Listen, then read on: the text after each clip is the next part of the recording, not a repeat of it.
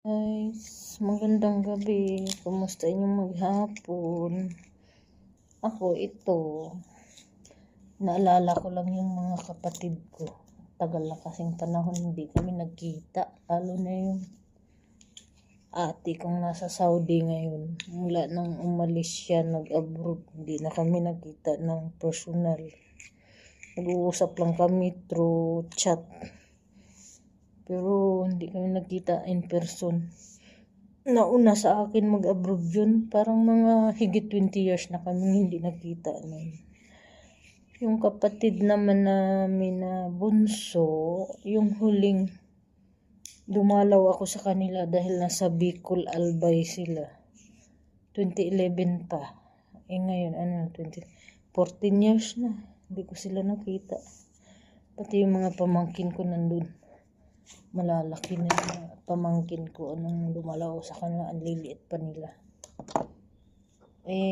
Yung mga kapatid ko naman sa Mindanao, yung huling umuwi ako sa Mindanao, nagbakasyon 2016. 9 years na din na hindi ko sila nakita.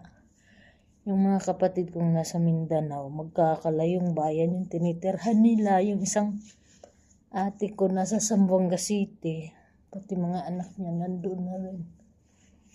Tapos yung isang panganay naming kapatid na lalaki nasa Sibugay Province. Yung isang kapatid ko naman lalaki sa Zamboanga del Sur. Yung pamilya ng ate ko na nasa Saudi, nasa Misamis Occidental. Hindi kasi ako laging nagbabakasyon dahil magastos. Pag dumalaw ako sa mga kapatid nasa Mindanao, kailangan lahat puntahan mo para walang magtampo. Kung papuntahin ko naman sila dun sa bayan kung saan ako nagstay, kailangan lahat yun pamasahian mo. Tapos yung araw-araw na gastusin. Bukod sa pagkain, may pantulak pa. Ay, nangangamuti ako. Butas bulsa ko pag umuwi ako. Umuwi ako ng Pinas. Tsaka mula kasing 14 years old ako na nakipagsapalaran sa iba't ibang lugar. Hindi na talaga ako natigil sa probinsya ng matagal. Pag umalaw ako sa kanila, ilang araw lang, tapos alis na rin uli. Madalas 3 araw dun sa isa kong kapatid, tapos dun sa isang kapatid 3 araw o 4 na araw.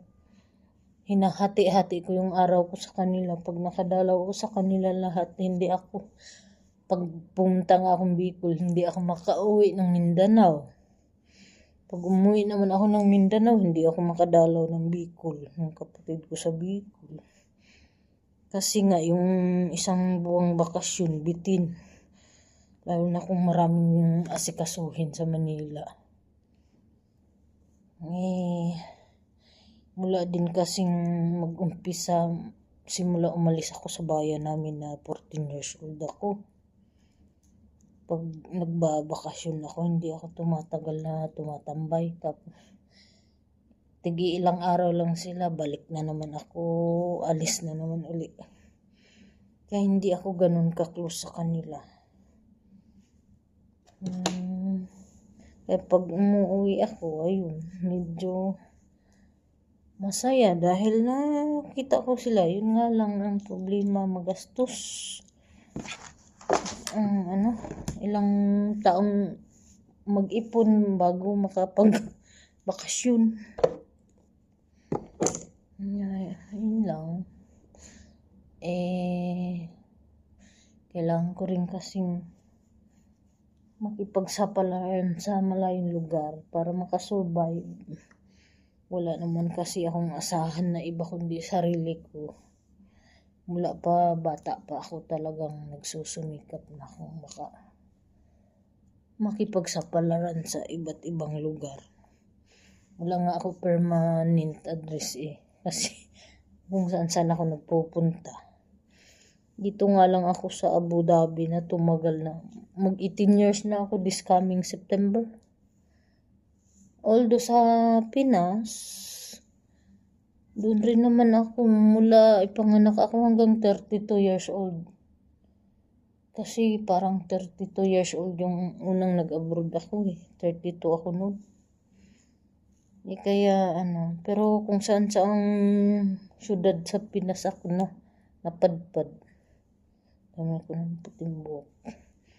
Nakikipagsapalaran para mabuhay at nang makasurvive sa hamon ng buhay, sa daming problema.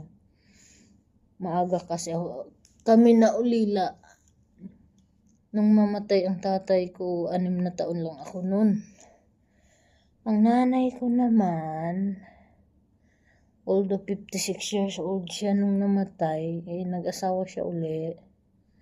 Bata pa rin ako nung umalis ako sa puder niya. 13 years old, mag-14 ako noon. Kasi nga nag-asawa uli yung nanay namin. Nag-umpisa na ako makipagsapalaran nung time na yun. Tsaka, alam mo yun, dahil nga rin sa lumaki naman ako na may yung nanay ko may favoritism sa amin. Kaya talagang bata pa lang ako nagsumikap na matuto magtrabaho kasi nga gusto kong umalis sa puder niya. Pag na marunong magtrabaho. Yun lang guys. Wala pa kasi ang budget para sa bakasyon kaya hindi pa ako makauwi ng Pinas. Nung last 2023 bakasyon ko kasi hindi ako nagpakita sa mga kapatid ko. Pumunta akong Davao, mayroon lang akong tiningnan doon. Manila, Davao lang. Bitin kasi yung isang buwang bakasyon. Tapos mga 7 years akong hindi nakabakasyon. Tapos nung bakasyon ko yun, sa Davao lang ako nakapunta. Manila at Davao lang.